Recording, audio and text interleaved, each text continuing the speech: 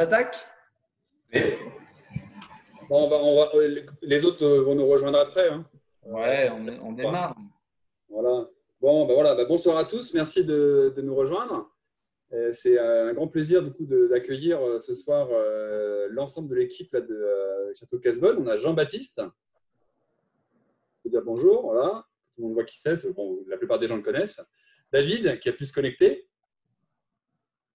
Voilà. Super. Et on a aussi la chance d'avoir Laurent Cassis, collègue, vigneron et aussi président, monsieur le président, bonjour, du syndicat des vignerons d'Aquitaine, syndicat des vignerons bio d'Aquitaine. Voilà. Et Laurent, qui est aussi notre actionnaire, qui a pris une part de Casbonne. Il y a plusieurs vignerons, d'ailleurs, il y a Laurent David, il y a Saskia, qui est vigneronne, qui c'est qu'il y a d'autres, j'oublie. Régis, il s'est connecté? Régis, il était là tout à l'heure, mais si, il est là. Oui. Je ne vois pas Régis.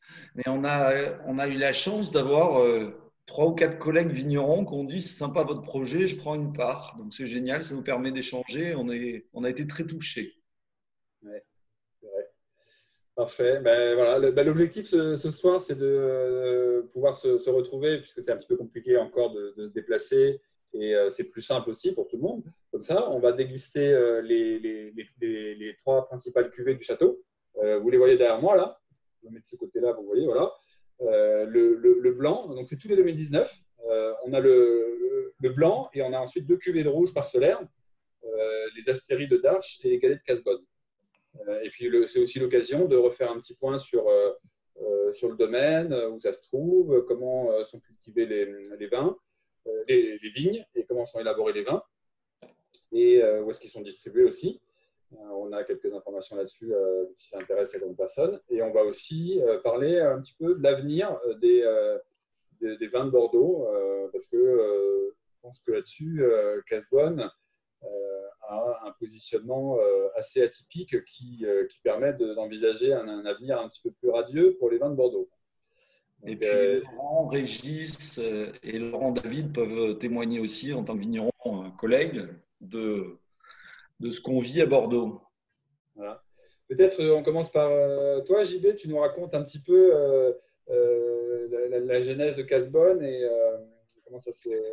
Alors déjà, on va en préalable vous parler de ce qui s'est passé cet après-midi chez nous, parce qu'on n'a pas un métier facile. On a eu un orage de grêle qui est tombé à Casbonne entre 16 et 17 heures, qui a duré 20-25 minutes, avec des grêlons d'un demi-centimètre. Et on a probablement les 2 tiers du vignoble qui sont touchés par la grêle, avec des attaques sur les grappes. Donc on a pas mal de grappes touchées. On n'est pas capable d'estimer la perte, mais probablement 20-25% de perte, avec des dégâts potentiels de mildiou, de surinfection qui vont arriver dans les prochains jours. Donc toutes les équipes vont être sur le pont demain. Donc on a passé un peu l'après-midi sur ce sujet. On espérait être épargné cette année, mais non, on a repris un incident et c'est un peu la difficulté de notre métier. Alors, le projet de Casbonne, mais il a démarré en 2017 avec David. David, qui est vigneron à Saint-Pierre-d'Auriac, juste en face de Casbonne, sur les coteaux, qui est un petit domaine. J'adorais ses vins. Quand j'ai racheté les vignes, j'avais un projet de racheter de vignes. J'ai demandé à David s'il voulait bien rejoindre le projet pour le diriger, ce qu'il a accepté. Et donc, on a racheté un domaine à l'origine 23 hectares dans les Graves, qu'on a agrandi peu à peu. Aujourd'hui, on a 42 hectares et c'est un domaine qui est en biodynamique, certifié, et qui a pour originalité où on a fait un travail de replantation de tous les cépages oubliés de Bordeaux qui ont existé au 19e siècle. Il y avait à Bordeaux plus de 50 cépages autrefois. Ces cépages ont été oubliés et on a trouvé que c'était intéressant de revisiter ce patrimoine pour retrouver ses goûts. Et ça nous amuse avec David beaucoup. On est impatient de goûter ces raisins, de les interpréter, de les vinifier pour proposer des nouvelles cuvées un peu originales. Ok, ces cépages-là, on va peut-être dire où se trouve, pour ceux qui ne connaissent peut-être pas. Vous voyez la carte là, de Bordeaux? Très bien. Donc, on est effectivement au sud des Graves, à côté de Saint-Pierre-de-Mons. Alors, on peut préciser que sur les terroirs, ça engage sur ce que c'est qu'on voit bien la Garonne qui a buté sur une plaque argilo-calcaire plus solide. Donc, la Garonne s'arrêtait là. Donc, la Garonne délimite en fait la différence entre les terroirs de rive gauche et de rive droite. En rive gauche, on est sur des terroirs alluvionnaires qui sont déposés entre 20 millions d'années et 3 millions d'années sur ces zones-là, qui ont formé un certain nombre de couches et qui sont les terroirs de Grave, qui sont des terroirs très pauvres. Donc on voit là toutes les couches très pauvres. Donc les couches sont des couches successives qu'on voit en FXB, la plus récente, FXB1, FXB2 et FXC. Donc on a sur Casbonne des vignes un peu dans tous ces terroirs. En FXB, c'est les terroirs de Peyrousse, ceux sur lesquels vous avez participé au rachat de vignes. Donc ce sont les sols les plus récents qui comportent des argiles. Les FXB1, ce sont des sols, c'est là où on a le plus de sols, sur son Peyron, Casbonne. Et FXB2, c'est des sols qui sont beaucoup plus proches de la roche-mère, c'est les terroirs de Darche, avec des calcaires astéries formés dans l'Oligocène, qui sont juste affleurants. Donc on a des terroirs là-dessus assez proches de la structure de Saint-Émilion avec le calcaire qui afflue. Donc ça, c'est la rive gauche. Et en rive droite, là, Laurent Cassis peut-être mieux nous en parler, ou Régis peuvent nous en parler, toute la diversité des terroirs de rive droite qui sont déposés avec des molasses, avec des argiles. Peut-être que Laurent, tu peux nous dire la différence par rapport à vos terroirs en rive droite. On est sur des argiles. On a une partie aussi avec des mâches-fer, donc des concrétions ferriques. Après, on a aussi, sur d'autres terroirs, on a aussi de la grave. On retrouve des cailloux avec des argiles profondes aussi. D'autres sols plus légers, plus battants, avec quelques alluvions qui arrivaient du Drô. Du sable aussi sur certaines parties. Moi, je suis un amoureux des terroirs, donc effectivement, sur l'exploitation familiale, j'ai identifié à peu près 18 terroirs différents.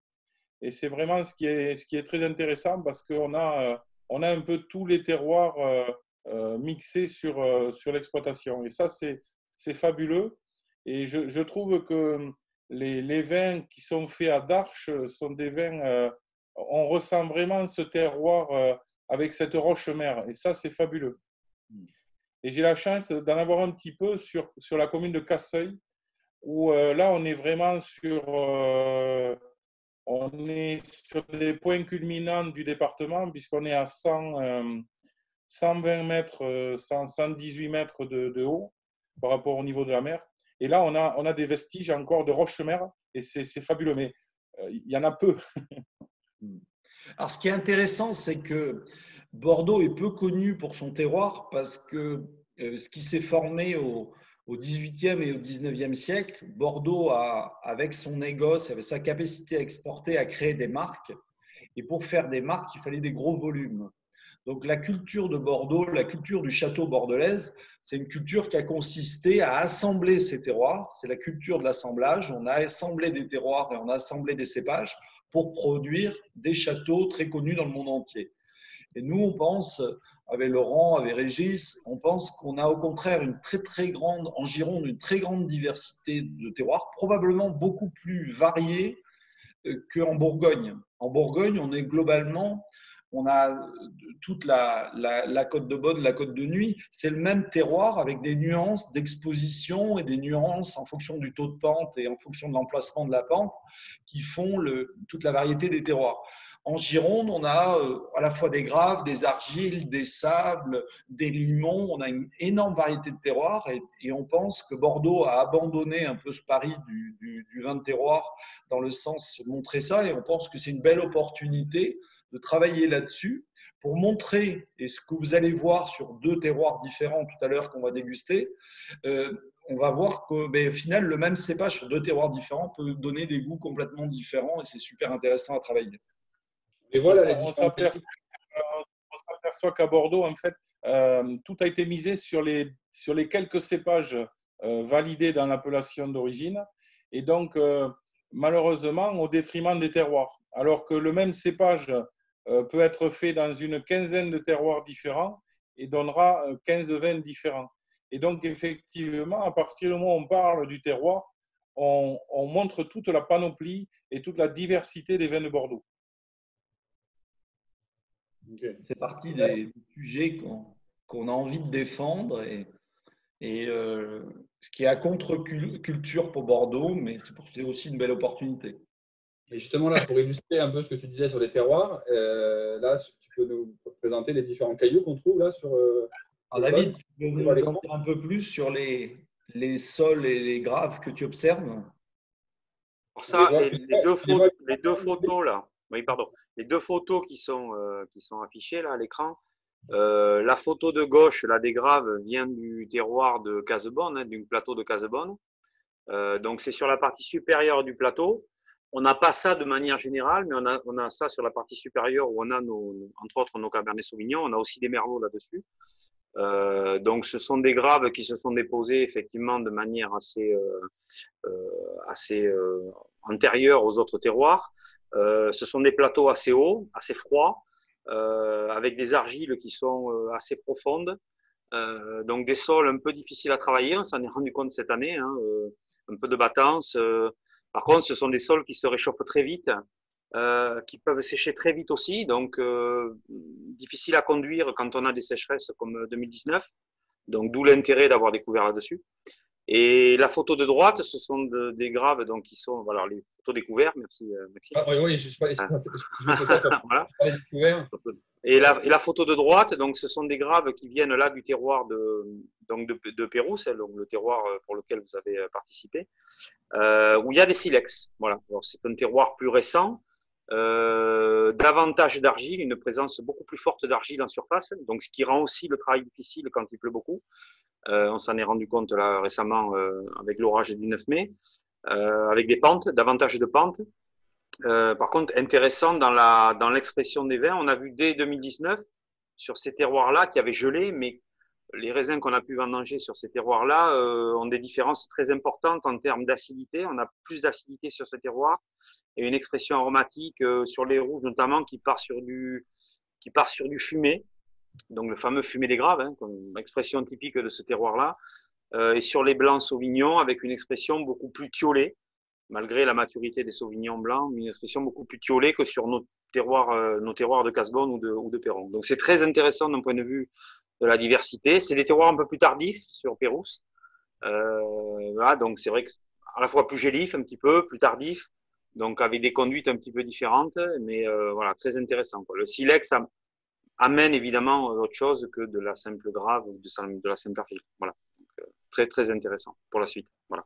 J'espère. Les blancs sont plantés sur quel type de sol? Alors, les blancs, on a une multitude de parcelles plantées sur une multitude de terroirs. On a globalement identifié 3 îlots très intéressants. Donc, je viens d'en parler, les terroirs de Pérouse. Hein, donc, les sauvignons blancs qui sont sur Pérouse sont orientés pente est-ouest. Pérouse, voilà. Pérouse, pour précision, c'est le terroir qui a été racheté par les amis de Casebonne. Voilà, c'est sur Mazères, hein, donc c'est la commune de Mazères. Voilà. Donc, les sauvignons de Pérouse, très intéressants par leur tension, leur fraîcheur et leur vivacité. Les terroirs de Casebonne, qui sont plus des terroirs de maturité plus poussée, donc avec un peu plus de gras dans les jus, un peu plus de matière et de densité. Et puis les terroirs de Boucher, qui pour moi sont sur la commune de Saint-Pierre-de-Mons, aujourd'hui pour moi et pour la plupart des gens qui les goûtent, sont nos meilleurs terroirs, puisque ce sont des parcelles coplantées de cépages, donc sémillon, sauvignon blanc, sauvignon gris, des parcelles qui ont plus de 50 ans de moyenne d'âge, sur des coplantations, donc mixées, et sur un terroir, alors a priori qui semblait pas intéressant, plutôt un peu limoneux, argileux, et qui au final donne nos vins avec le plus de profondeur, le plus de salinité en finale et le plus d'équilibre dans les jus, puisque sur ces terroirs-là, on s'est permis de faire les malots. Et malgré le fait que ces jus-là aient fait les malots, on a vraiment des tensions et des longueurs en bouche beaucoup plus importantes. Donc, voilà un petit peu les 3 terroirs en blanc intéressants. Peut-être précision pour les non-initiés, il y a 2 fermentations. Il y a la fermentation alcoolique qui est une transformation de sucre en alcool. Et il y a une deuxième, ce qu'on appelle une fermentation, mais ce n'est pas vraiment une fermentation, c'est une désacidification du vin. C'est la fermentation malolactique qui transforme l'acide malique en acide lactique. par le phénomène de bactéries. Et la conséquence de la fermentation malolactique, c'est qu'on transforme un acide très acide par un acide moins acide. Donc, c'est une désacidification du vin. Donc, la malolactique, elle est faite sur pas mal de vins et elle n'est pas faite sur d'autres cuvées. Typiquement, l'Entre-Amis que vous allez goûter, on ne cherche pas à faire la malolactique, on la bloque. Alors que sur nos très grandes cuvées, qui sont plus des cuvées de terroir, on va laisser faire les malolactiques, on va avoir des vins moins acides, mais s'ils ont des structures, des équilibres, le vin sera quand même très bon malgré cette moindre acidité perçue. Est-ce qu'on peut justement commencer à le goûter là, maintenant qu'on en parle? Allez, c'est parti. Le goûter. Ah, il y a Peut-être Nicolas, une question dans Nicolas, l'ordre de c'est dégustation. Nicolas Neigeon là, qui est dans le joint Nicolas. Est-ce que c'est Nicolas Neigeon? Je ne sais pas. Alors, il y avait Sébastien qui voulait poser une question, a priori. Oui, juste pour préparer, on commence par quel rouge? Lequel on carafe en premier? On va démarrer plutôt par le blanc. Oui, mais après, dans le rouge. Carafe, Ah oui, dans le rouge. T'as qu'une carafe? Ouais. Bon, on commencera par le merlot. Ok, merci. Alors, Nicolas, qui ne nous entend pas, Nicolas est le fondateur d'une start-up, donc c'est quelqu'un que j'aime beaucoup, qui a créé un aérateur de vin. C'est un système mécanique qui permet, quand on sert le vin et qu'on le place sur la bouteille, ça fait comme une sorte d'ouverture qu'on peut piloter, qui va définir lors du service le degré d'oxygène qui est mis dans le vin. Et il arrive comme ça à simuler lors du service le fait que votre vin a été carafé 1 heure, 4 heures, 8 heures, 24 heures. Donc hier soir, je me suis amusé à faire des tests et goûter nos vins, avec quelle oxygénation ils étaient meilleurs. Donc sur le blanc, je recommande 4 heures d'aération. Donc c'est-à-dire que c'est un vin jeune mais qui se développe. Donc je vais le régler sur 4 heures d'aération sur l'appareil. Je vais me servir. C'est comme si on l'avait mis dans une carafe 4 heures au frigo. Mais l'avantage, c'est qu'on peut se servir qu'un verre sans aérer toute la bouteille et sans oxyder le vin. Donc, je me sers un peu de… je confirme parce que moi, la semaine dernière, j'ai reçu des vins de Casbonne que j'avais commandés. J'avais hâte de goûter le blanc et on n'était pas encore complètement déconfinés, donc on n'a pas fini la bouteille avec mon épouse le premier soir. Et on a fini le deuxième soir et en fait, le vin était transformé, moi j'ai trouvé encore meilleur, plus ouvert le lendemain. J'avais juste chassé l'air avec un système de… Alors, il y a des explications. Le vin était vraiment délicieux le lendemain. Alors, c'est le cas de tous nos vins. Il y a une explication à ça, c'est que globalement, on filtre très peu nos vins. Donc, on laisse un certain nombre de levures dans le vin. Ces levures continuent à travailler, donc elles font ce qu'on appelle de la réduction. Elles consomment de l'oxygène dans la bouteille. Et la réduction, c'est une odeur un peu désagréable et qui est… Pour contrer la réduction, il faut réoxygéner et recarafer les vins. Donc, surtout nos vins, ils méritent d'être oxygénés, blanc comme rouge. Et en général, on met des très faibles doses de soufre. David, alors, je vais juste vous présenter la cuvée et le marketing de ce qu'on fait sur nos cuvées. Et puis, David vous décrira le vin. Donc là, c'est la cuvée Entre-Amis. Donc, voilà l'étiquette. Donc, les codes, c'est de dire que dès que vous avez une étiquette orange, c'est le vin d'entrée de gamme à boire relativement facilement. Voilà la cuvée. Et donc, il existe en blanc, en rouge. Et l'objectif, c'est de faire un vin blanc gourmand, donc avec un assemblage qu'on aime bien entre 2 cépages bordelais, qui sont le sémillon et le sauvignon. Alors, le sémillon tout seul, c'est un cépage extrêmement intéressant, mais c'est un cépage peu aromatique. Donc, c'est un cépage qu'il faut attendre 5 ans, 10 ans, 15 ans pour sortir des vins blancs intéressants.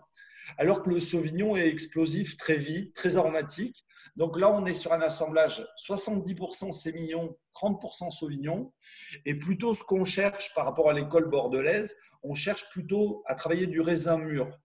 Globalement, Bordeaux fait quoi aujourd'hui?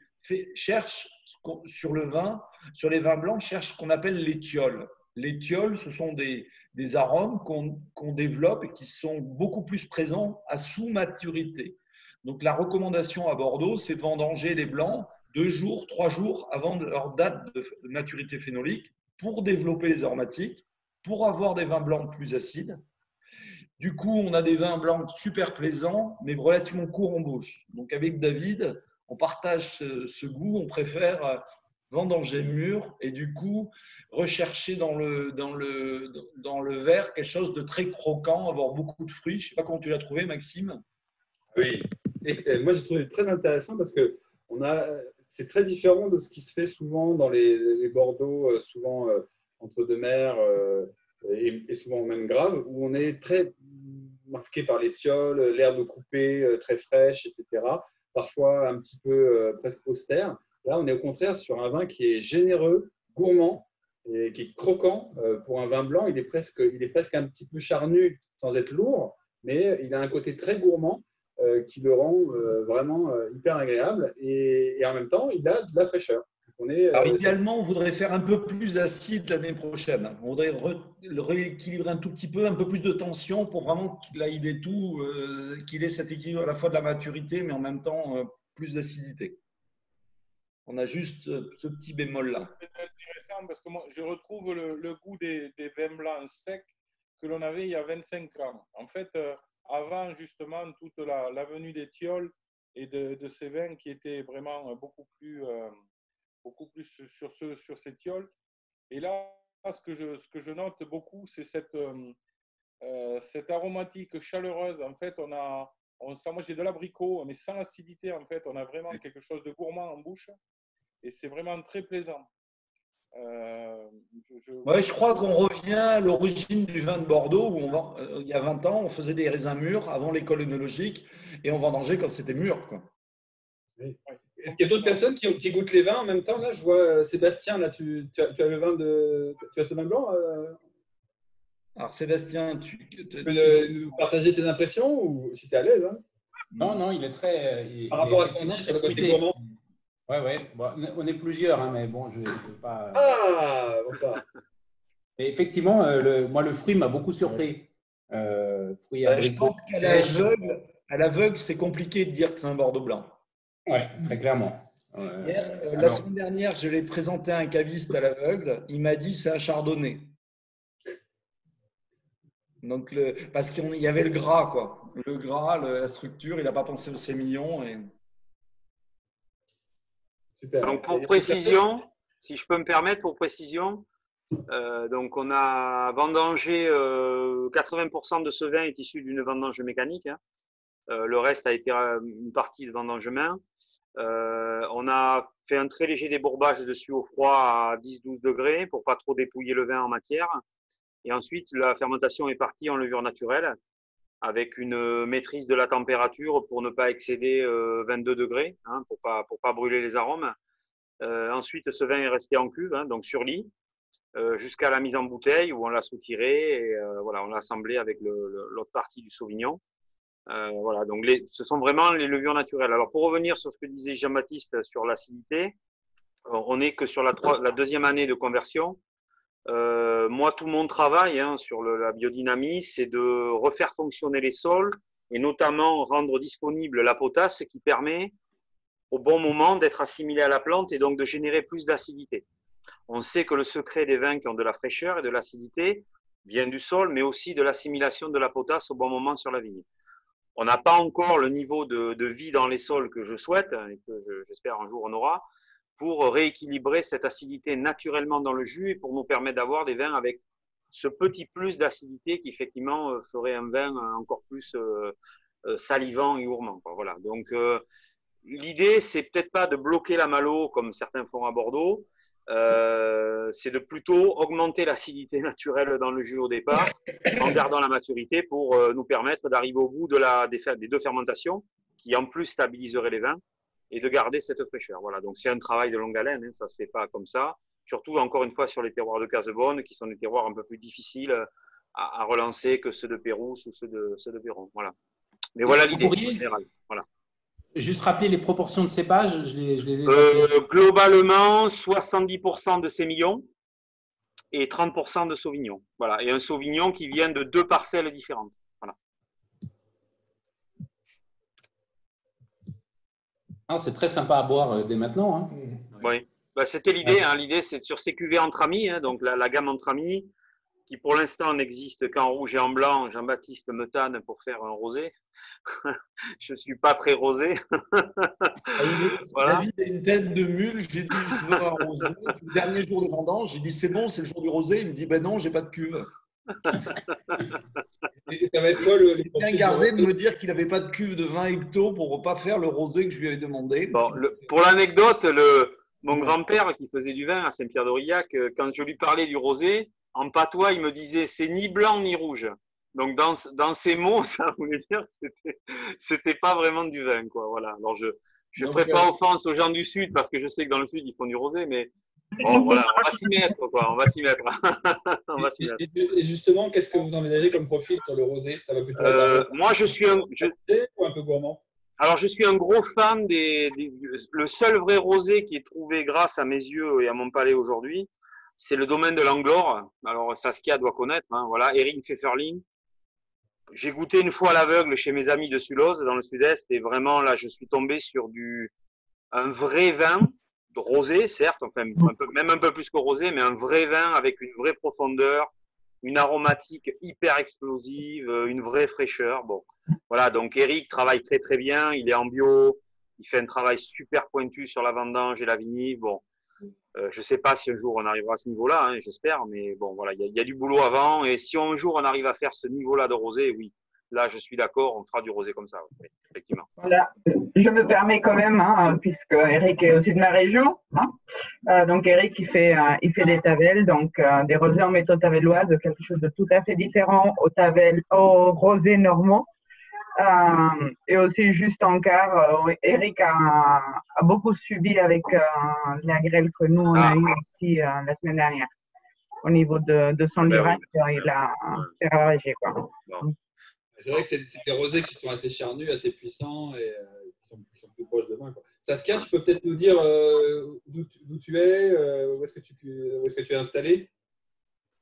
Donc, moi, je suis Château-Boucaru. Donc, on est installé en appellation Lyrac et Coteau-du-Pont-du-Gard. Donc, on est entre Avignon, Orange et Nîmes.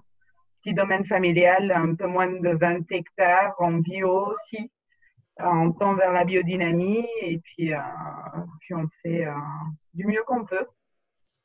Aussi sans sulfite autant que possible. Super. Peut-être on peut. Le blanc, hein, bravo. Moi, je trouve très réussi, assez atypique par rapport à ce qu'on fait à Bordeaux. Alors, nos grandes cuvées de blanc arrivent. On a 3-4 cuvées de blanc absolument magnifiques, élevées en amphore. On n'a pas pu les mettre en bouteille parce que, comme on travaille en levure naturelle, en fait, on ne maîtrise pas la nature. Les levures sont capricieuses et travaillent quand elles veulent. Donc, elles ont décidé d'arrêter de travailler avec l'hiver. Donc, elles nous ont laissé des sucres dans les vins.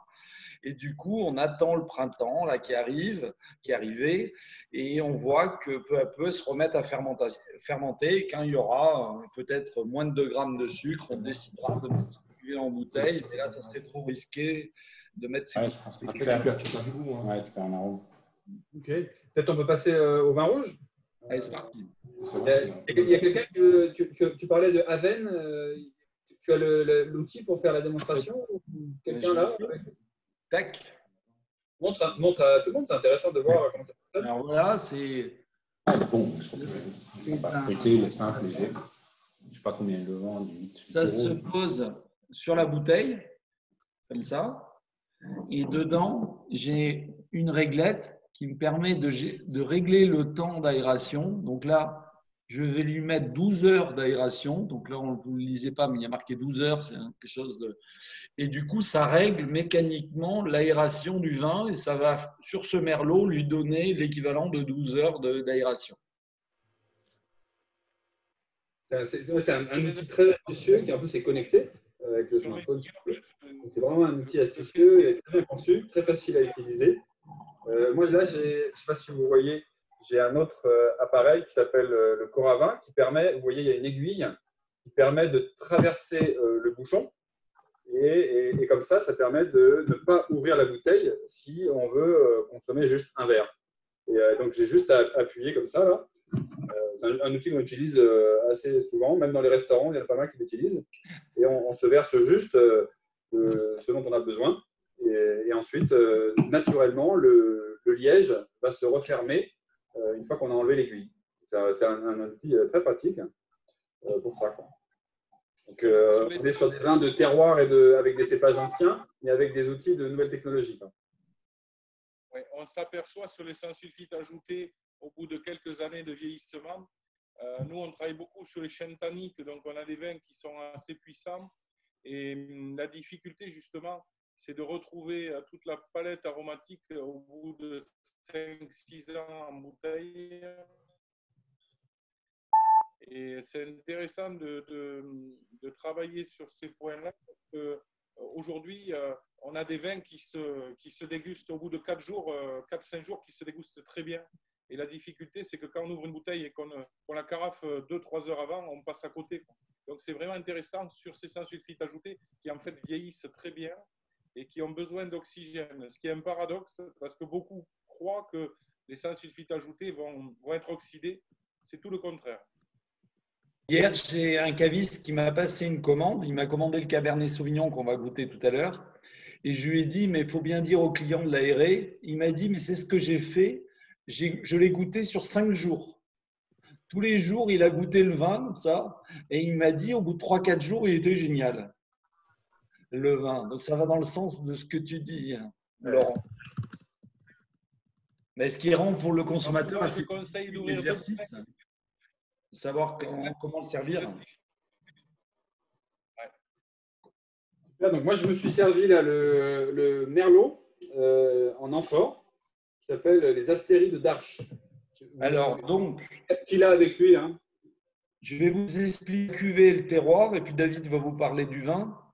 Alors, et l'élevage d'ailleurs, David, je vais te laisser. Donc là, on est sur le terroir de Darche, donc c'est celui de la terrasse la plus proche de la Garonne, celui où la roche calcaire affleure.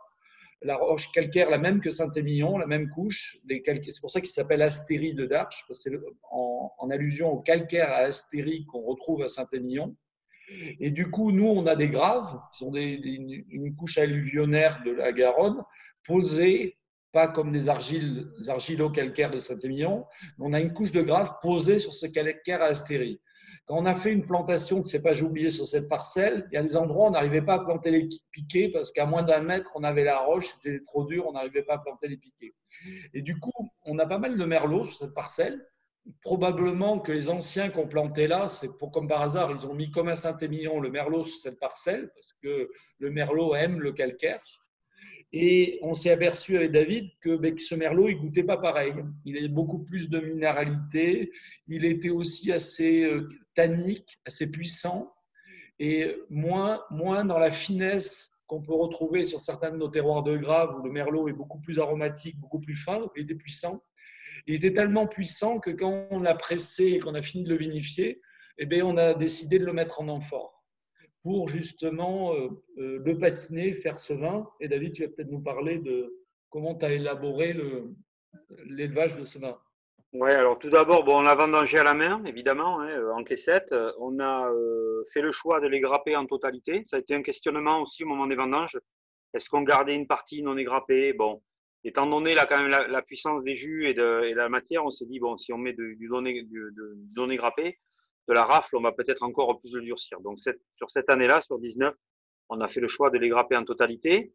Donc évidemment, levure naturelle. Hein, donc on avait fait un pied de cuve quelques jours avant et on a ensemencé la cuve avec ce pied de cuve issu de ces raisins. Donc ça a fermenté naturellement assez vite et assez bien.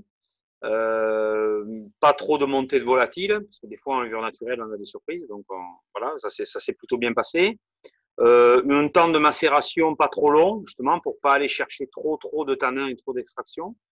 On a fait une 20aine de jours, ce qui est relativement court sur des cuvaisons à Bordeaux, sur des merlots puissants. Et puis ensuite, donc, on a positionné ce jus en amphore, et en amphore donc, de terre cuite. Voilà. Donc, de la terre cuite donc, assez poreuse, donc des amphores de chez Vin et Terre, donc de la terre cuite à 950-960 degrés, donc avec de la porosité à l'intérieur, pour permettre justement une oxydation un petit peu plus forte des tanins et donc un adoucissement du vin un peu plus rapide. Voilà. Donc 4 amphores en tout, de à peu près 900 litres, qu'on a ensuite soutiré donc début février pour l'assemblage, pour la mise qui a eu lieu donc le 19 février. Donc On a rediscuté avec l'œnologue qui est Nicolas Jamin, qui travaille aussi en biodynamie, qui est bon voilà, qui est pas un fou du soufre.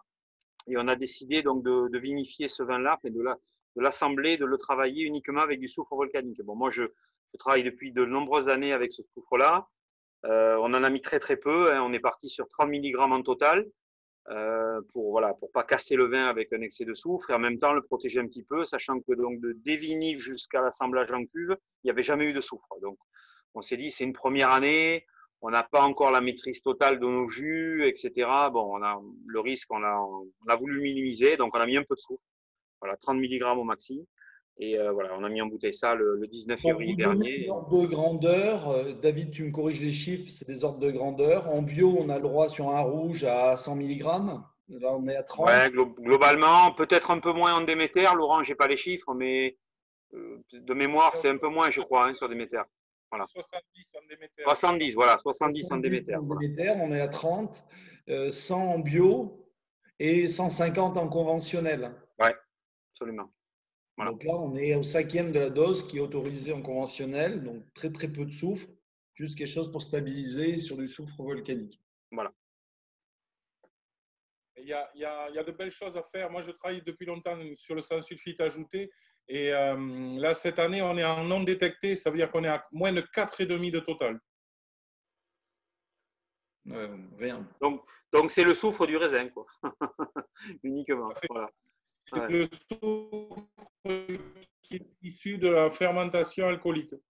Et c'est pour ça qu'on parle de sans sulfite ajouté, puisqu'un vin sans sulfite n'existe pas par nature. C'est ça. Et c'est très bon, je trouve. Alors, j'ai un équilibre fabuleux là sur ce millésime 2009, sur l'astéride d'Arche.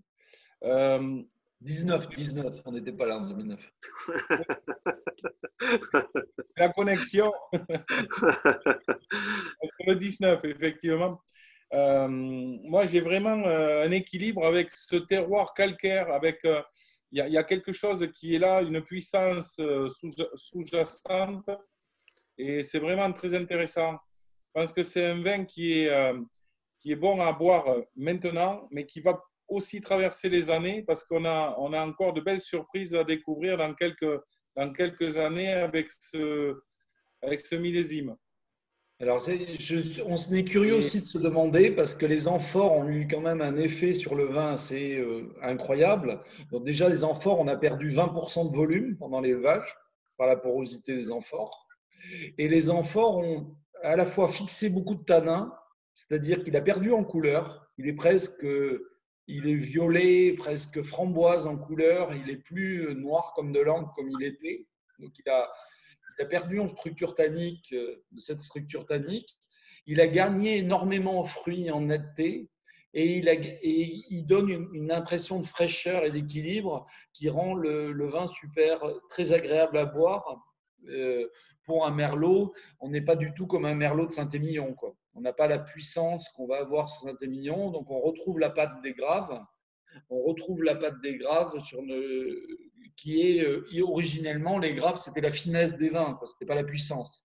Parce qu'on n'a pas les sols. Je pense qu'on a un vin qui s'est ouvert un petit peu, mais dans le bon sens du terme, et qui est justement très intéressant à déguster maintenant, mais qui, à partir du moment où on va le laisser, on va l'oublier un petit peu en bouteille, comme il y a quand même une belle structure tannique, on va avoir un vin qui va certainement se refermer un petit peu, et qui justement aura besoin d'oxygène dans quelques années pour vraiment exacerber cette aromatique qu'on a aujourd'hui et qui va être conservé pendant de nombreuses années. Donc c'est vraiment encore une fois très intéressant, et ça sera intéressant de parler tout à l'heure d'aération, parce que je suis persuadé que ce vin-là va passer l'épreuve des années et sera vraiment très intéressant aussi dans quelques années. Et il est complètement accessible aujourd'hui. Donc, il peut vraiment être dégusté aujourd'hui. Et c'est une belle réussite. Félicitations. Bon, David, pour répondre à... j'ai vu que Sébastien avait posé... de côté pour qu'on puisse goûter dans quelques années. Pour répondre à la question de Sébastien sur le rendement, sur le plateau de Darche, donc on a une homogénéité de merlot en cépage. On était plutôt sur 2019, malgré le gel. Hein, on a pris donc 2 journées de gel mi-avril et début mai. Malgré le gel, on a fini autour de à peu près 45 hecto-hectares de moyenne sur cette cuvée-là et les autres cuvées de Merlot qui étaient à côté. Donc, c'est plutôt pas mal, quoi. Voilà. Ça augure on va pouvoir concilier à la fois une vraie richesse de jus, hein, une vraie profondeur de jus, et en même temps un certain volume qui nous permet, voilà, de pratiquer aussi des prix qui soient cohérents, quoi. Voilà. Donc, c'est intéressant. Ce plateau-là est très intéressant pour ça. Ce que j'ai remarqué depuis 3 ans, c'est que sur ce plateau de Darche, on a eu des saisons sèches. On a eu 2017 très sec. On a eu 2018 très arrosé, plus la grêle. 2019, on a eu un début de campagne très, très arrosé et une fin de campagne très sèche. Quelle que soit donc la météo, on a un terroir qui gère bien l'eau, quoi. Voilà. La preuve, c'est qu'après l'orage du 9 mai, là où on a pris un peu de grénisse, donc il est tombé 150 mm d'eau en 36 heures, on a dû traiter le mardi, on a pu rentrer sur ces terroirs le mardi. Alors que contrairement à d'autres terroirs, notamment Casbonne, on n'a pas pu rentrer sur les terroirs avant 6 jours. Donc c'est des terroirs très intéressants pour ça. Voilà. Donc le Merlot s'y plaît. Voilà, le Merlot s'y plaît. Voilà. Là, j'ai mis, pour ceux qui n'ont peut-être pas vu à quoi ressemble une jarre déjà. Moi, je ne l'ai pas mis tout de suite.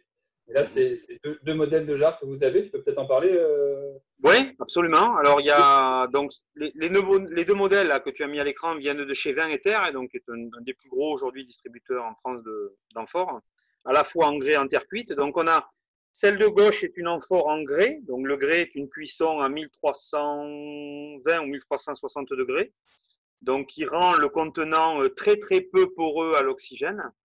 Donc, très intéressant sur des fermentations, des élevages en blanc ou des rouges légers qu'on veut garder vraiment sur la fraîcheur du fruit, etc. Et à droite, la photo, donc on la voit bien, mais c'est un œuf couché qui s'appelle la Divine, donc qui est un œuf de à peu près 1000 litres, qui est en grès avec une glaçure de sel à l'extérieur, et dans lequel actuellement, là, nous avons un lot de Cabernet Sauvignon pur en élevage sans soufre. Voilà. Donc, il poursuit son élevage, un Cabernet Sauvignon qui était un peu structuré. Et donc là, on va le laisser encore quelques mois à l'intérieur. Voilà. Et on ne voit pas sur les photos, mais les merlots des Astéries de Darche ont été élevés, eux, donc dans des amphores de terre cuite. Donc une terre qui ressemble en cuisson un peu à un pot de fleurs. Hein. C'est un peu l'image qu'on a, plutôt rouge, et qui est, elle, beaucoup plus poreuse, hein, de fait de sa faible température de cuisson, et qui laisse donc passer beaucoup plus d'oxygène, beaucoup plus de consume, hein, ce que disait Jean-Baptiste, hein, 120 litres consommés sur 5 mois d'élevage, ça fait quand même beaucoup. Donc, il faut aussi réfléchir à garder du vin pour les houillages, sinon on va au-devant de graves problèmes pendant l'élevage. Voilà, mais très intéressant pour patiner les vins, voilà, pour leur donner une rondeur un peu plus agréable. Voilà. Ce qui est intéressant, c'est que toutes ces amphores ont des complémentarités en fait dans la façon dont elles transforment le goût. Et on est en train d'apprendre à savoir quel cépage et quel type de vin mettre dans quel amphore pour obtenir quel résultat, quitte à travailler la complémentarité. C'est-à-dire, on n'exclut pas de commencer par des grès pour des élevages pour patiner le vin et puis après le finir dans des terres cuites, peut-être pour l'arrondir, pour lui donner de l'oxygène. On n'exclut pas de gérer la complémentarité. En gros, c'est comme une barrique. Le sujet, c'est l'échange ménager d'oxygène avec l'extérieur et le vin et qui permet de faire son évolution. Donc l'oxygène est l'ennemi du vin, mais c'est l'oxygène qui permet de créer la complexité d'un vin sur les tanins. Et la consume dont tu parlais, David, est-ce qu'elle est plus importante, la consume, au début, la première fois qu'on utilise la oui. jarre, et ensuite ça diminue? Absolument. Alors, bon, nous sommes des néo-utilisateurs d'amphores, mais évidemment, j'ai beaucoup d'amis dans le sud-ouest et ailleurs qui utilisent ces amphores depuis bien plus longtemps que nous. Ce qu'ils m'ont appris, c'est qu'effectivement, la consume est importante sur la première année, sur les 5-6 premiers mois. Là, on voit maintenant que la consume a très fortement diminué et que sur les années qui suivent, on a quasiment plus de consume. Voilà.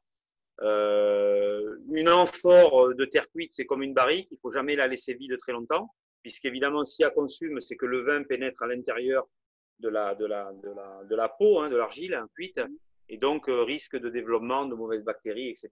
Donc voilà, l'idée, c'est de toujours avoir des amphores pleines jamais en vidange. Bon, voilà, et avec les années qui passent, la consomme diminue et donc voilà, on a moins de pertes. Voilà. Mais les premières années, oui, c'est important. Voilà. Et Bastien, Maxime, vous le trouvez comment le vin? Alors moi au début, mais j'ai pas sur celui-ci en plus fait on l'avait pas ouvert avant pour voir justement. Et quand on l'a ouvert, il avait ce côté réducteur hein, qui est, on est habitué nous en tant que professionnel, mais il faut bien avertir les gens. Je ne sais pas Sébastien si tu l'avais ouvert un petit peu avant ou pas. C'est vrai qu'à l'ouverture, il a ce côté réducteur. Moi qui me rassure beaucoup parce que je me dis que du coup c'est un vin qui est protégé naturellement par la réduction. Mais ça veut dire qu'il faut vraiment penser à l'ouvrir quelques temps avant ou avoir un appareil comme tu citais à veine ou une carafe pour l'oxygéner davantage. Clairement, il est meilleur le lendemain. Depuis 15 minutes qu'il est dans le verre, que je l'agite, etc. Là, maintenant, il s'ouvre et c'est un régal. C'est du fou. Je l'ai ouvert ce matin, puis je l'ai carafé. Voilà, on sent qu'il peut encore s'ouvrir, mais on sent déjà le fruit. Très gourmand, ouais. Très gourmand, on n'a pas le côté réducteur. Une des questions qu'on se posait, c'est combien de temps est-ce qu'on a intérêt à le boire maintenant ou d'attendre quelques années quand même?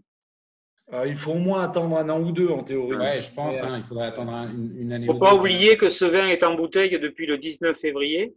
Donc 19 février, 4 juin, c'est un peu tôt. Voilà, c'est un peu tôt encore. Souvent, les vins, mais on me disait à l'époque, les vignerons que je rencontrais me disaient il faut qu'après une mise, le vin, il voit passer un été quoi, sur la bouteille, voire une saison quoi, parfois. C'est le cas sur mes vins chez moi à Mounissens, qui sont des vins un peu plus structurés. Bon, je crains pas du vieillissement de ce vin tel qu'il a été embouteillé. Maintenant, voilà, on démarre sur ces terroirs, on est encore un peu en découverte. Bon, voilà, affirmer des choses aujourd'hui, ça serait un peu compliqué, mais ouais, j'ai bon espoir que ce vin, effectivement, je suis assez de l'avis de Laurent, gagne en complexité et en vie hein, sur les mois et les années à venir. Voilà. Mais il a du tanin, hein? Oui, il y a du tanin. Oui, il y avait une grosse structure tannique à l'origine. Il y a du tanin. Au niveau température de service, moi je trouve qu'on l'avait mis, il était en cave à température à 16-17 degrés. En fait, ça lui va bien ce côté un petit peu de fraîcheur, je trouve. Ouais, pas le servir je suis d'accord. Et en termes d'arôme, vous sentez quoi, vous? C'est très fruits rouges, croquants, framboise, cassis. Un peu de pruneau. Le merlot. C'est vraiment du. Puis après, on a des choses un tout petit peu épicées derrière, un peu de. Moi, j'ai les épices, effectivement, avec une fin plus de en nez. Très agréable, délicate, avec une finesse limite poivrée un petit peu. Et je trouve que c'est très intéressant. Exactement. On sent pas mal les épices en fin de bouche. Ouais. Très agréable. Ce qui est assez curieux pour un merlot. Hein. Ouais. Voilà, on est plus à la limite sur une typicité de cépage de Carmenet, hein, donc de Cabernet Franc. Bon, voilà, ce qui me fait dire depuis le départ que ces merlots sur ces calcaires, ça va être intéressant quand on va vraiment avoir un sol à la hauteur, encore une fois, de ce que je veux en termes de vie. Ouais, on aura des expressions encore plus fines et pour moi, plus intéressantes.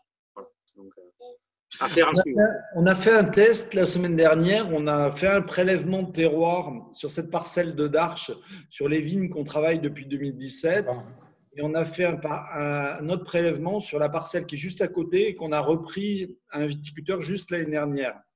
Les sols, la couleur des sols est passée de… Vous regarderez dans le mur d'Instagram de Casbonne ou de Facebook, vous verrez que la couleur de sol est passée de orangé à marron presque foncé, quoi. Juste en 2 ans de vie sur le travail sur les humus. Donc, c'est ça qu'on doit faire. Mais ça, c'est 2, 3, 4, 5 ans de boulot pour transformer nos sols. Et on s'aperçoit aussi que quand on a eu des événements climatiques, des très grosses pluies, là, il y a 3 semaines où on a pris 140 mm de pluie, les sols qui étaient marron foncé ont absorbé cette eau, alors que celui qu'on travaille depuis 1 an, eh bien, il y avait des flaques d'eau dans les sols qui sont restées quelques jours parce que les sols n'avaient pas encore la capacité d'absorber. Donc, c'est tout le boulot qu'on doit faire sur les sols, c'est d'arriver à créer cette vie des sols pour que nos sols puissent résister aussi aux éléments climatiques.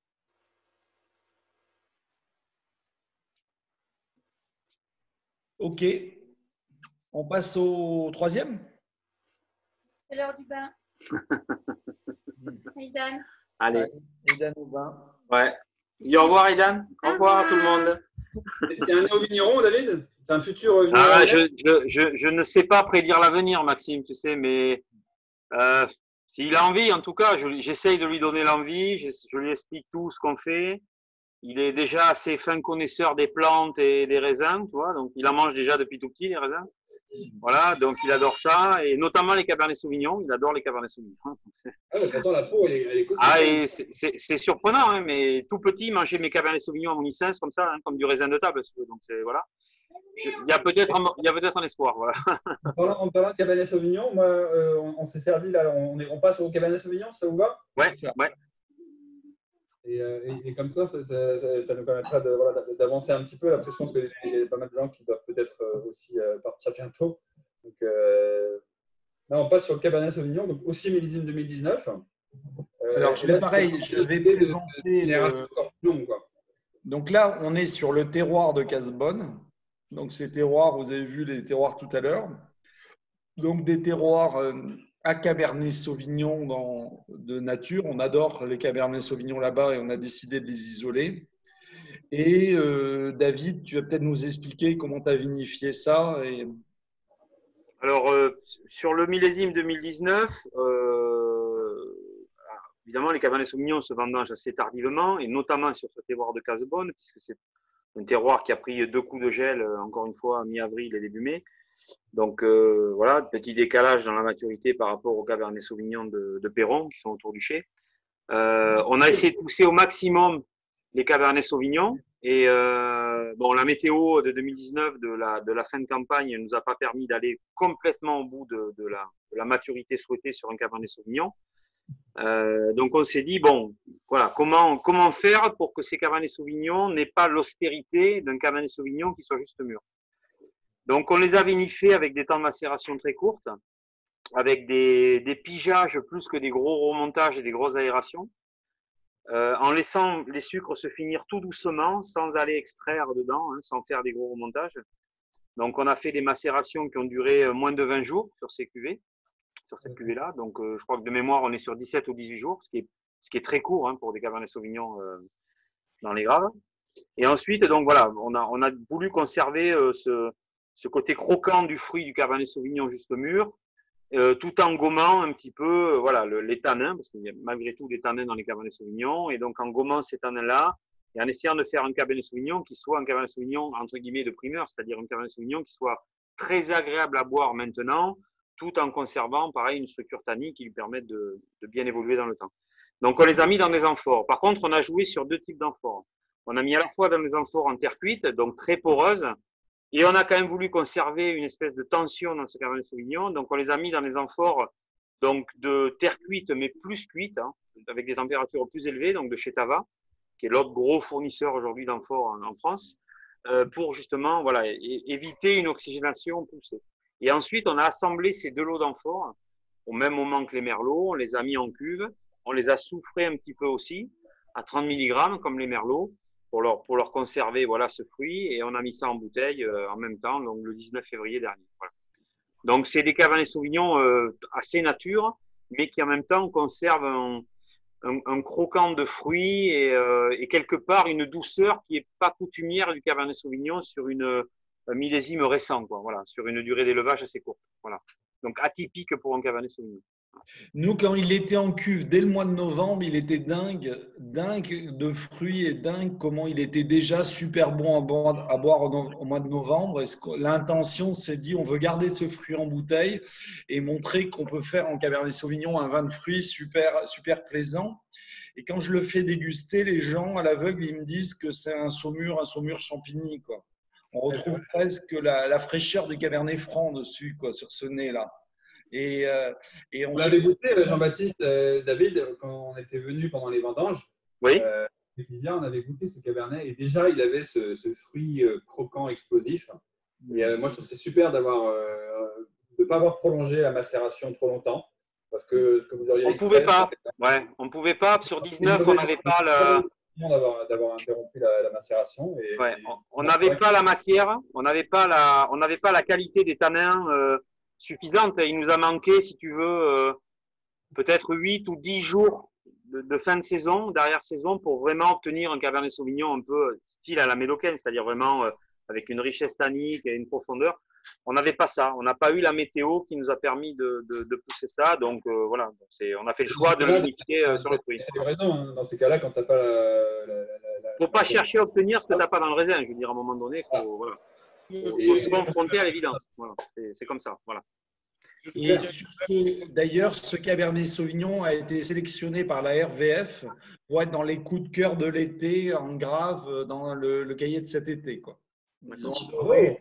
Ils ont adoré le fruit de ce Cabernet Sauvignon. Ils nous ont sélectionné 7 cuvées et une cuvée élevée en barrique en blanc qu'on n'a pas encore mise en bouteille. On a présenté un échantillon, mais ils nous ont sélectionné un blanc et un rouge.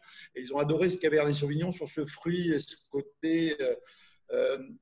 ce qu'on fait plus trop à Bordeaux, ou du moins les crus classés n'ont plus trop fait, c'est-à-dire faire des vins qui puissent se boire jeunes et qui puissent avoir… On a une image du Bordeaux où il faut attendre 10 ans. Et c'est super intéressant de montrer que non, ce n'est pas une fatalité et qu'on peut produire des vins qui soient super agréables dès leur jeunesse, quoi. Alors là, par contre, moi, j'ai 24 heures d'aération, quoi. J'ai ouvert la bouteille hier, quoi. Donc, il est nettement meilleur le lendemain. La puissance qu'il dégage, elle est vraiment très intéressante, avec une gourmandise par ce fruit qui est vraiment croquant. Et je pense que ce qui est surprenant dans ce vin, c'est justement l'adéquation avec les amphores et avec la porosité qui a fait que l'oxygénation de ces vins a vraiment permis aux tanins d'être sur cette subtilité. On a cette puissance, mais je dirais une puissance gourmande, et on a aussi ce croquant du fruit. Et ça, c'est vraiment très intéressant parce qu'on peut vraiment le déguster rapidement. Là, et je le l'ai laisser ouvert à midi. Donc là, c'est vraiment je l'ai pas carafé. L'autre, je l'ai ouvert ce matin. Alors, Sébastien était convié. Vous le trouvez comment? Didier, exprime-toi. Ouais, ben, je disais un pote derrière. Je disais qu'il a quand même du nerf, en fait.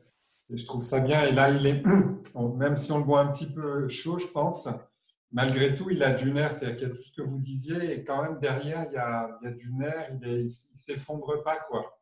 Il tient la distance. Et moi, ça me plaît beaucoup. Moi, je suis un grand fan de Cabernet Sauvignon. Et, alors, ce qui est assez paradoxal, parce qu'effectivement, comme on sent une nervosité, effectivement, qui n'est pas une acidité, hein. C'est vraiment différent.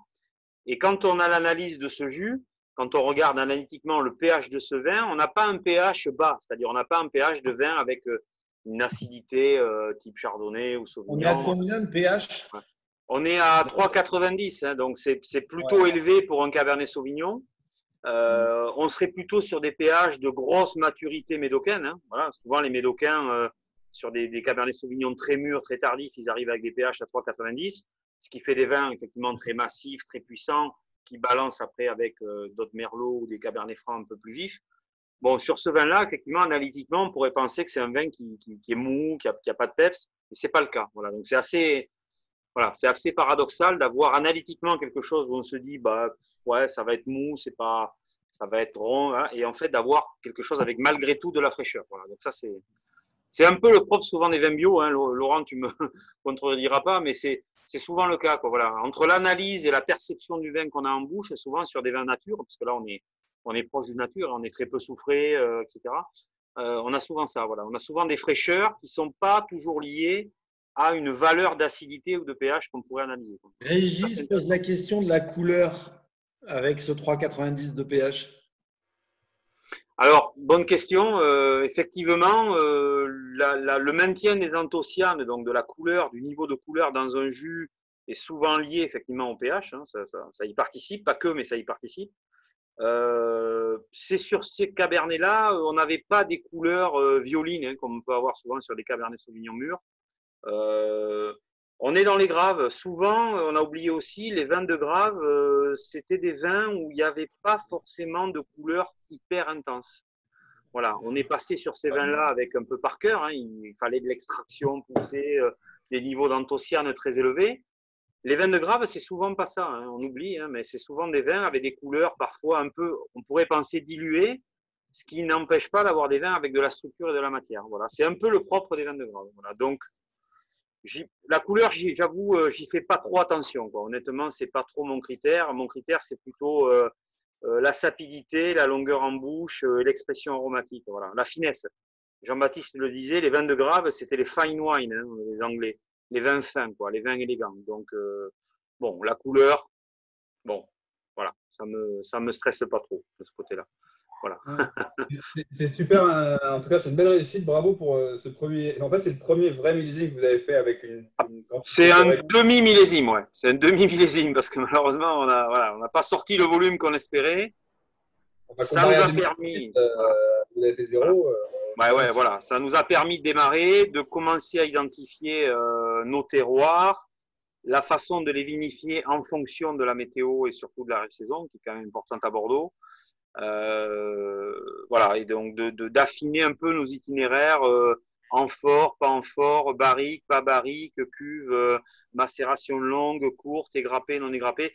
Je commence à avoir une idée un peu plus précise de ce qu'on va peut-être pouvoir faire cette année si la grêle nous épargne, parce que on n'est pas au bout de nos surprises, voilà. Mais oui, je pense qu'on aura, si on fait une récolte normale cette année, je pense qu'on aura matière à s'amuser à faire des cuvées de plus en plus intéressantes. Ouais, ça, c'est clair. Voilà. Cette approche Casbonne, là, on a vu qu'il y avait une approche assez monocépage, il y a de l'amphore, il y a de la biodynamie, il y a plein de choses qui rendent le projet hyper intéressant. Je pense aussi que c'est pour ces raisons-là qu'il y a plein de gens qui vous ont dans l'aventure. Oui. Moi, en tant que président justement du syndicat des vignerons bio d'Aquitaine, peut-être vous avez une vue un peu plus globale sur ce qui se fait dans la région au sens large. Est-ce qu'on va vers ça? Est-ce qu'il y a des mouvements qui sont créés, justement, notamment à l'initiative de Jean-Baptiste?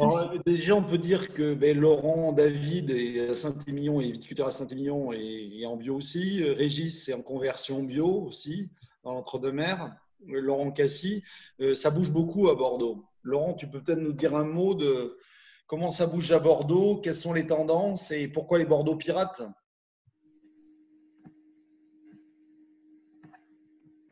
Je ne sais pas si Laurent, tu nous entends.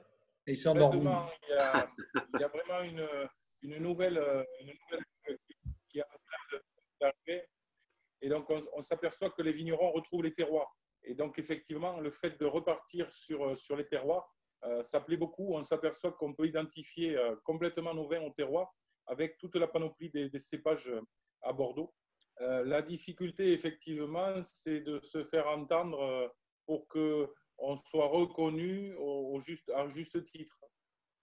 Mais enfin, il y a quand même quelque chose qui s'est enclenché. On le voit avec Bordeaux Pirates. Les vignerons ont compris qu'ils ne sont pas... on n'est pas, comment dire... on ne s'oppose pas, qu'on peut travailler ensemble. On n'est pas concurrents.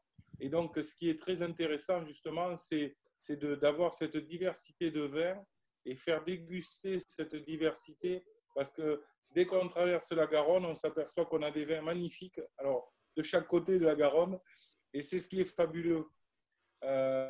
Aujourd'hui, on s'aperçoit aussi qu'on a des vignerons en face de nos bouteilles, et c'est aussi ça qu'il faut faire comprendre aux gens, c'est que Bordeaux est de femmes qui travaillent discrètement, et je crois qu'il faut sortir de certaines visions qui ne sont pas toujours très plaisantes sur les vins de Bordeaux et parfois qui sont un peu agaçantes ou un peu indécentes.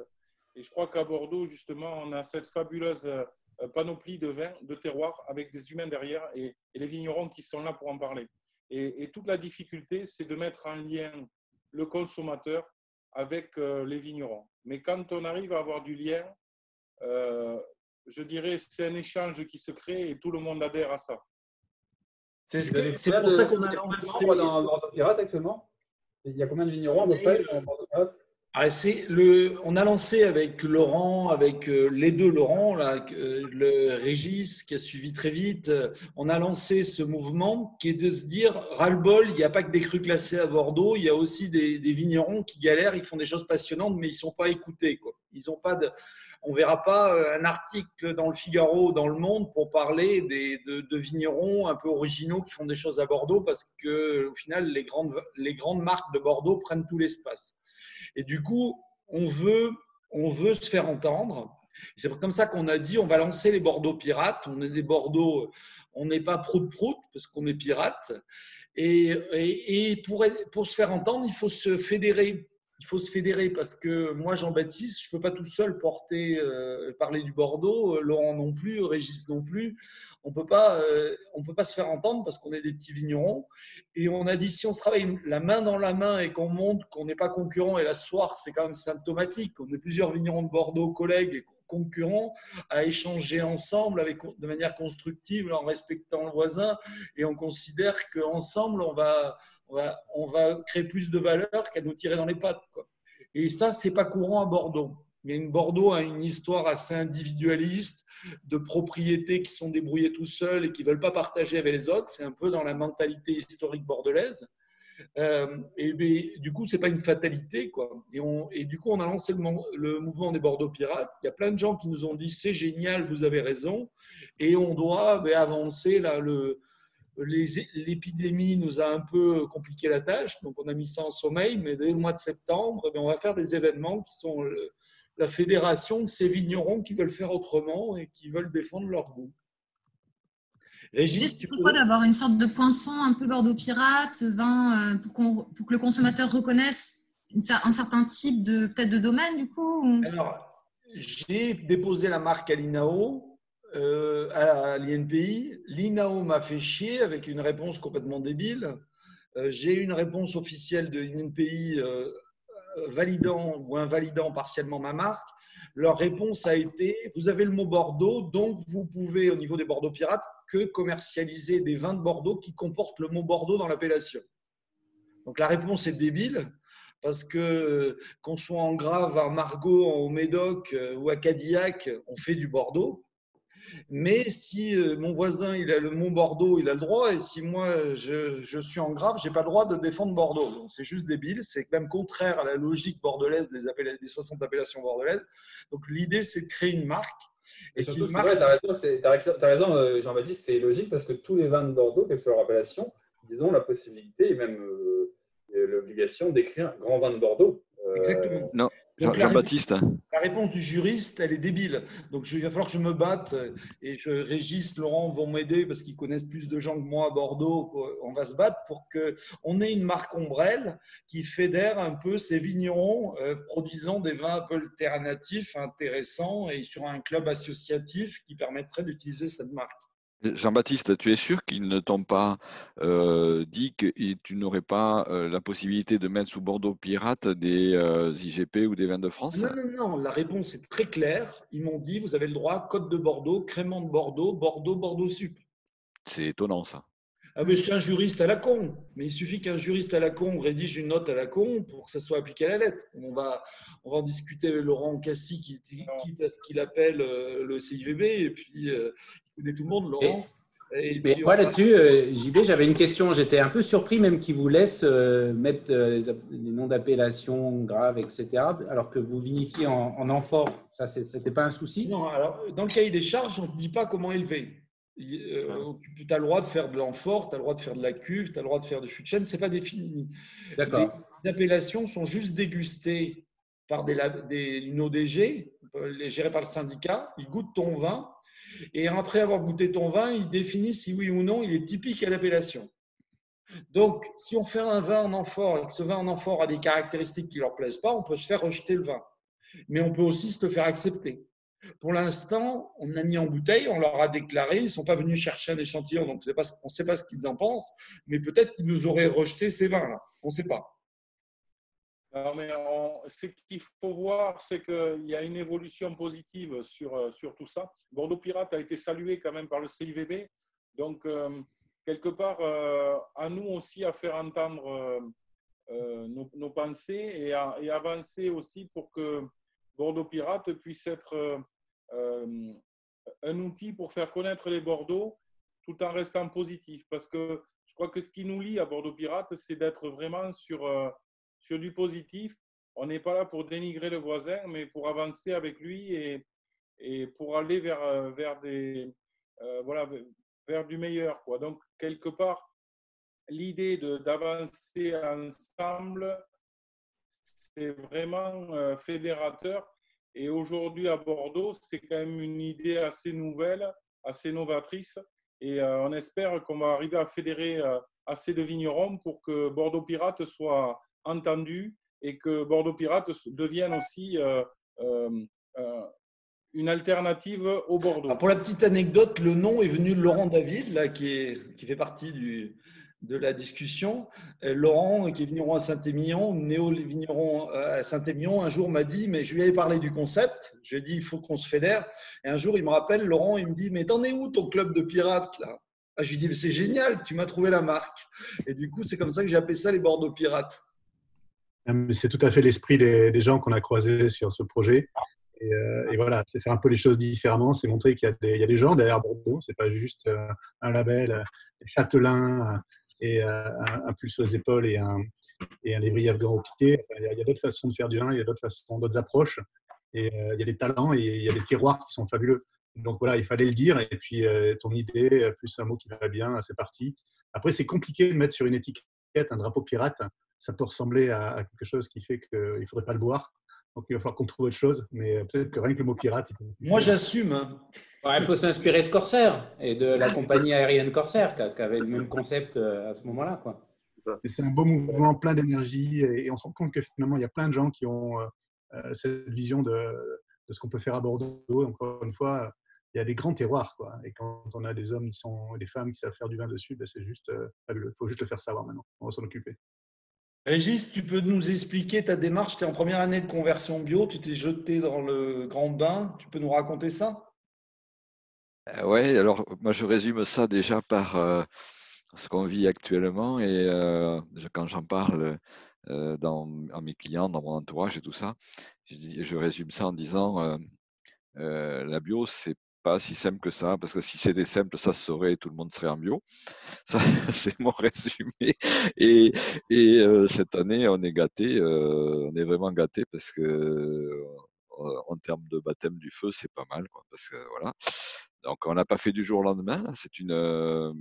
La démarche, c'est pas une démarche qui se fait du jour au lendemain. Et j'ai une autre image pour dire que c'est pas tout blanc et tout noir. C'est-à-dire qu'il n'y a pas le gentil bio et le mauvais méchant conventionnel. Il y a toutes sortes de couleurs de gris entre les deux. Et donc, on avait déjà pas mal fait de choses. Et puis, bon, en fait, c'est une journée porte ouverte chez un excellent caviste fidèle depuis 20 ans, où je me suis retrouvé parmi 25 vignerons et je me suis rendu compte qu'on était 7 ou 8 à être en conventionnel. Je me suis dit, ben là, j'ai loupé une étape. Là, il y a quelque chose qui m'a échappé. Et bon, Laurent peut en témoigner. Je lui avais posé des questions depuis longtemps. Ça me trottait un peu dans la tête, mais je me disais, bon…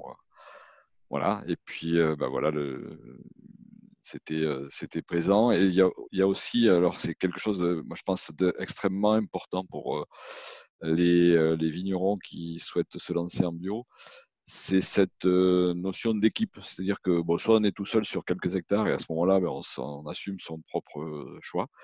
On est sur 45 hectares, on est 8 à travailler sur le domaine. Et on a beaucoup parlé pendant 2 mois avant de concrétiser la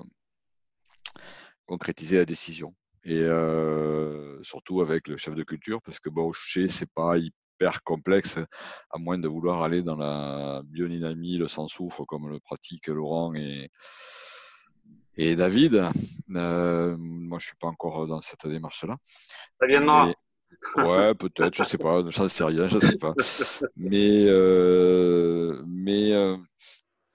disons que voilà, c'est pas une décision qu'on prend en tant que chef d'exploitation en disant se levant un matin, en disant à l'équipe allez, ça y est, on est parti, parce que sinon c'est le meilleur moyen de se casser la gueule. Et il faut que ce soit un projet partagé par l'équipe et là, ce qu'on vit actuellement, et là, Stéphane, notre chef de culture, m'a fait vachement plaisir parce que il m'a dit, je ne m'imaginais pas que ce soit aussi intéressant quoi, comme projet. Alors on en chie, hein.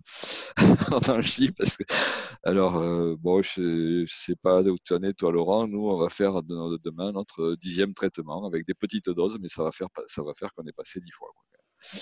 Et parce que ben, il pleut tout le temps, il pleut beaucoup dans le Bordelais.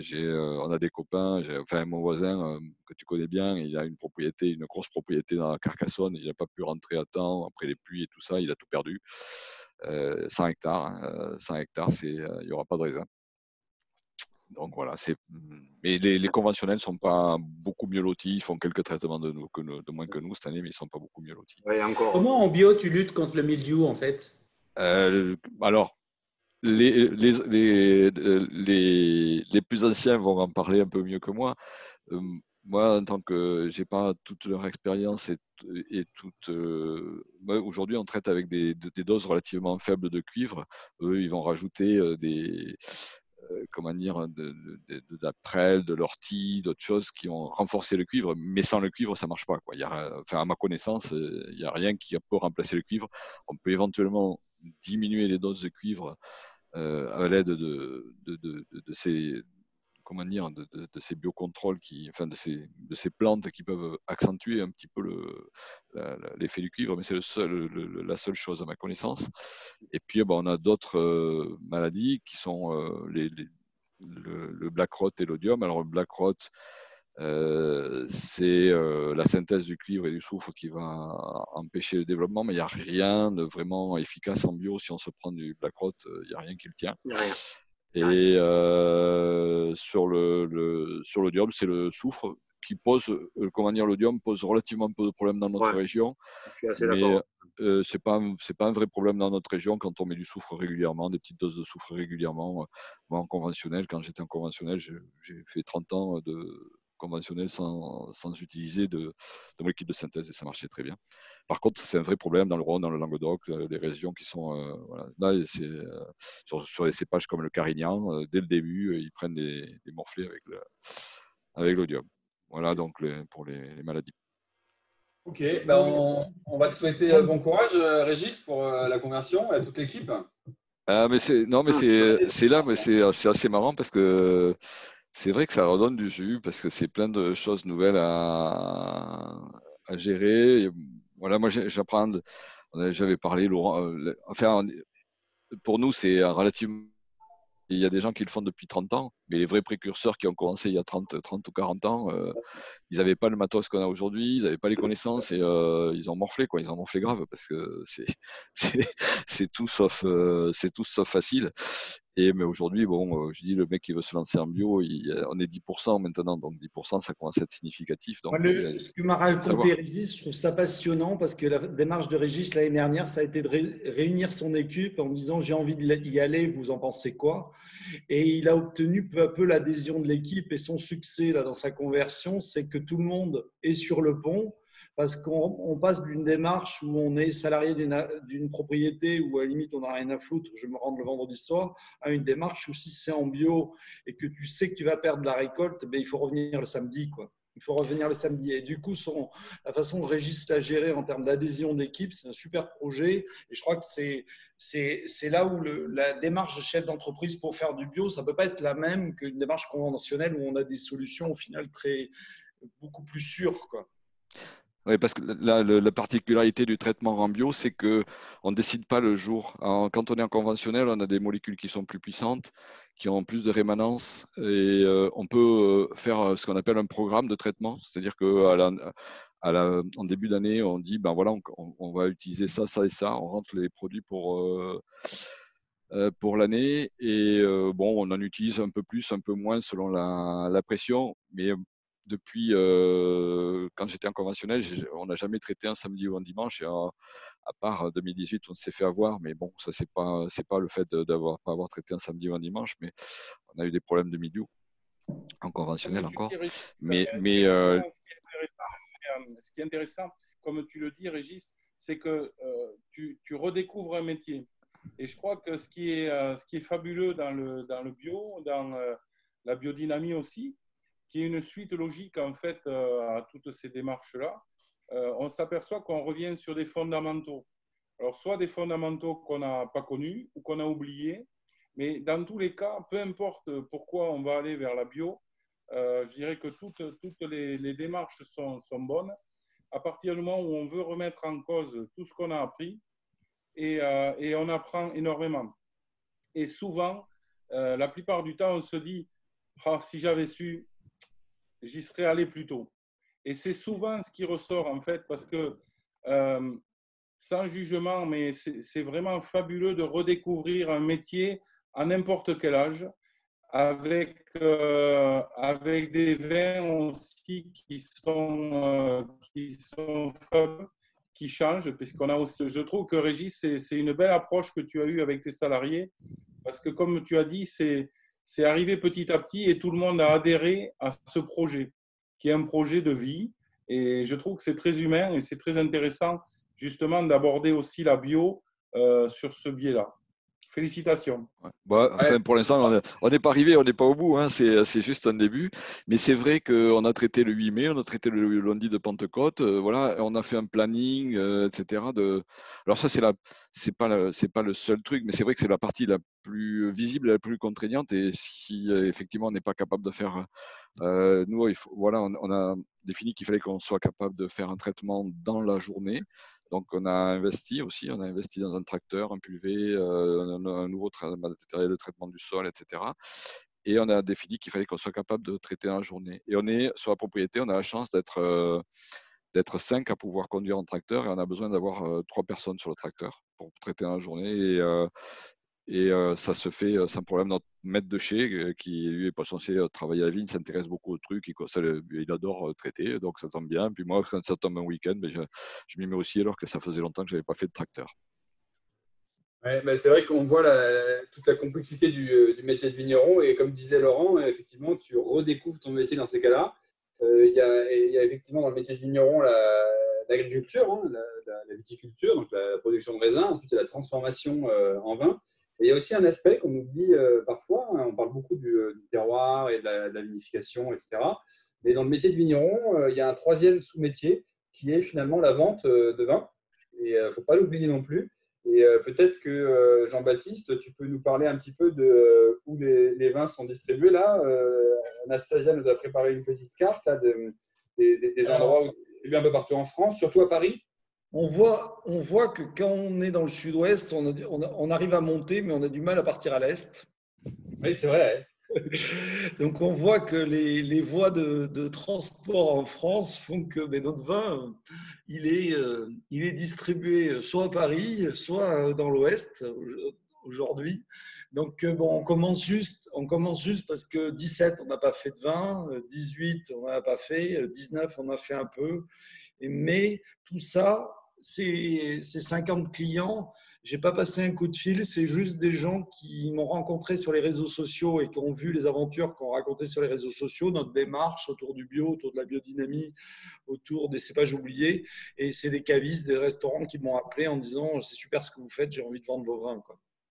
Et c'est comme ça qu'on a tout fait en un an, ces premiers clients, et que on va essayer d'aller un peu plus loin dès qu'on va construire la gamme. Là, aujourd'hui, on a 4 vins.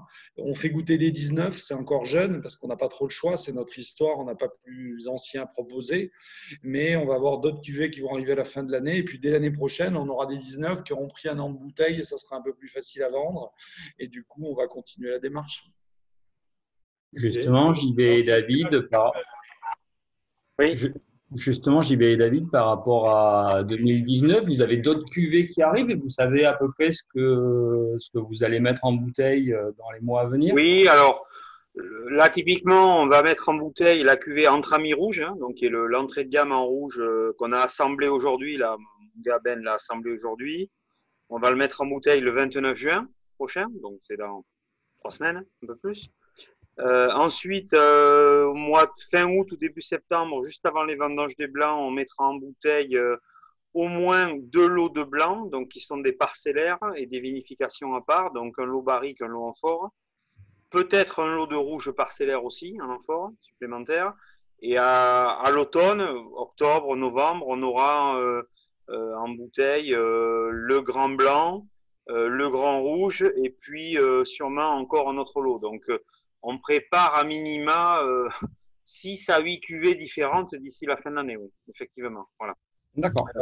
On a hâte de goûter tout ça, quoi. Ouais, mais bon, de ce qu'on a goûté là récemment avec Nicolas, notre onologue, effectivement, ça confirme que se dessine sur le domaine 2 à 3 gros terroirs en blanc et 2 à 3 gros terroirs en rouge, quoi. Voilà. Et à partir de là, on va commencer à diversifier les cuvées. Et puis, cette année, va arriver en fait en production une partie des cépages oubliés. Alors, ce sont des jeunes vignes, hein, 23 ans. Bon, voilà. On n'aura pas encore des vins avec de la profondeur, mais on aura déjà une idée de ce que ça peut proposer en termes d'aromatique et d'équilibre. Donc, ça va être intéressant de commencer à vinifier ça, quoi. Voilà. À terme, JB veut du rosé aussi, veut un pétnade. Bon, voilà. On va voir, hein, on verra comment on s'organise, mais à terme, sur Casbonne, avec les 45 hectares ou 47 en finale, en production, on sera capable de proposer au bas mot 25 cuvées par an, quoi. Donc, ça va être intéressant. Ouais. Alors, ça va être compliqué. Parce que ça va être compliqué d'acheter un carton de chaque tous les ans.